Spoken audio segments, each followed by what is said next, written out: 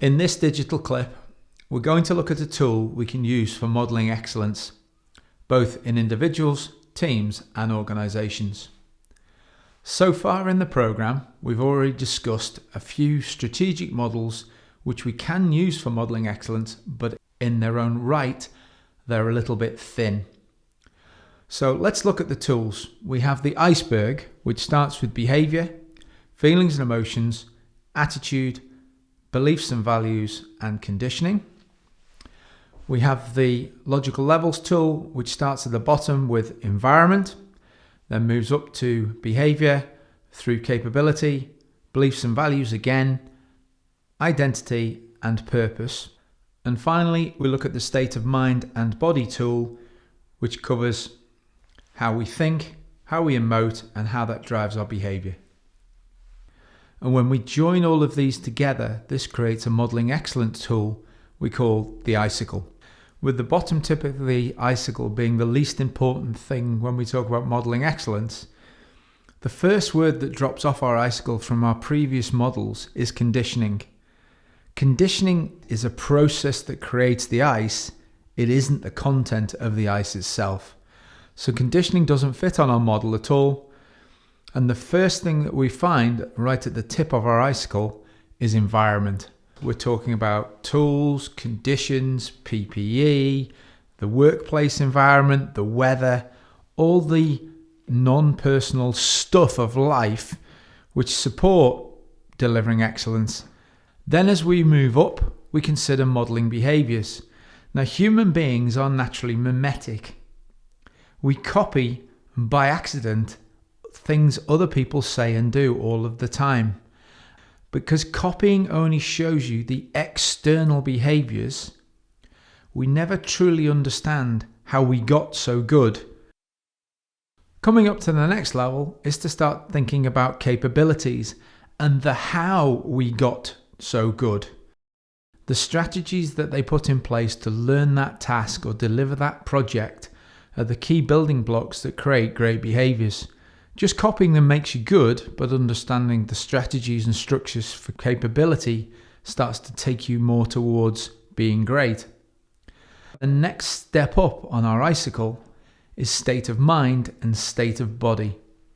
Now, state of mind and state of body are so closely intertwined, it's difficult to put them as separate layers, because I don't know about you, but if my mind's not on the game, then I rarely achieve my goals.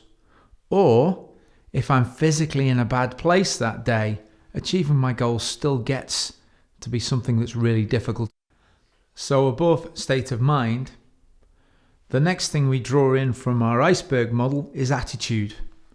And understanding the attitudes of people who are excellent at doing what they do will help us start to create the right state of mind and body, then learn the right skills, demonstrate the right behaviours, and create the right environments. Beyond attitudes, we then have to start going deeper into the subconscious to really truly understand what somebody who's excellent at that task must believe about themselves, must believe about the task, must believe about the way they do the task. And above beliefs, we have values. Values are the reasons why we do what we do. Values are the motivational tools that we use to get ourselves out of bed in the morning, as we've previously discussed. Above values, we have two final concepts.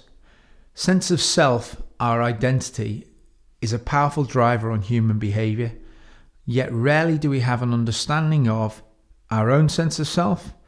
And even more interesting, if we want to create excellence the way somebody else creates excellence, we have to consider what identity they must have created for themselves to be so good at what they do.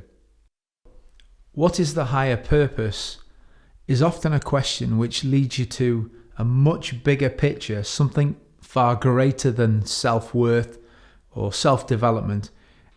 Purpose is often an underlying driver for human behaviours, but rarely discussed or identified. There are 4 different ways we can use this tool for modelling excellence. We can use it as a reflection of self.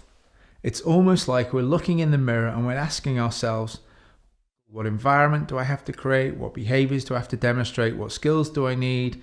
State of mind and body, what attitudes, what beliefs, what values, what identity, and what sense of purpose to achieve excellence.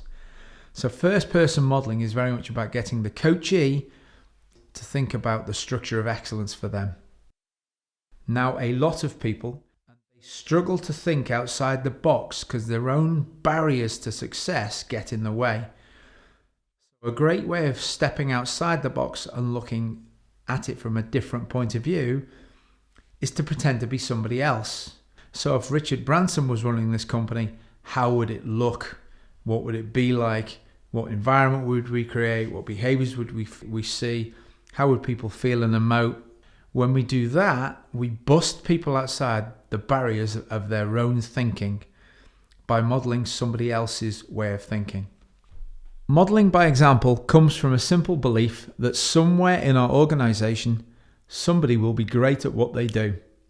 And if we want more people to be great at the same task, we should get them in, we should sit them down, explain we're going through a modeling excellence process, and take them slowly through the icicle from the bottom up. When you start an environment, it's the soft stuff. It's the stuff that nobody owns, and you can build rapport with the person before you start to shift into behaviors with what did they do, how did they learn how to do that, what state of mind or body, what attitudes do they hold, what beliefs are true to them, what's important to them about doing the job well, what's their sense of self, and for what purpose do they come to work and deliver excellence every day.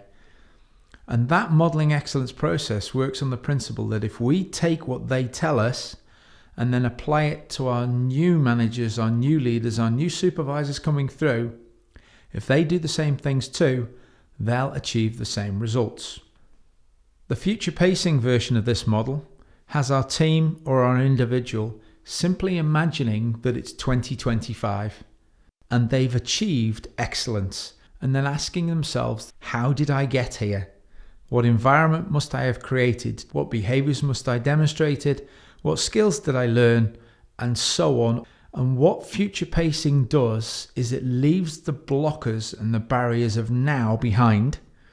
It seizes in the future having overcome them, and then we literally mentally work backwards and come up with solutions to overcome them.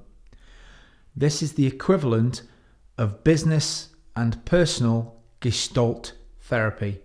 It creates and rehearses a successful future that the subconscious mind then finds a way of achieving.